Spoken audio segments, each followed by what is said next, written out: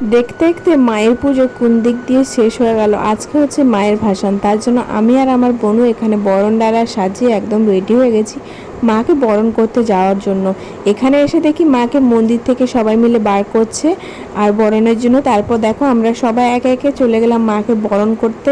যখন এনেছিলাম মাকে একটু মনটা খারাপ ছিল, কারণ বৃষ্টির ওয়েদার তোমরা দেখেছো, আর যেহেতু আজকে একদম ফাঁকা ওয়েদার তার জন্য ভেবেছি মাকে হাসি মুখে বিদায় দেবো। তো বরণ শেষে আমরা একটু সিঁদুর খেলছিলাম, এখানে অনেক বাজনা বাটি বাজছিল, অনেক অনেক মহিলা ছিল, প্রায় আমাদের গ্রামের সব মহিলাই ছিল। সবাই এখানে মজা করে সিঁদুর খেলছিলাম আর একটু নাচানাচি করছিলাম। আর একটা কাণ্ড তোমাদের দেখাচ্ছি, দেখে তোমরাও কিন্তু অবাক হয়ে যাবে।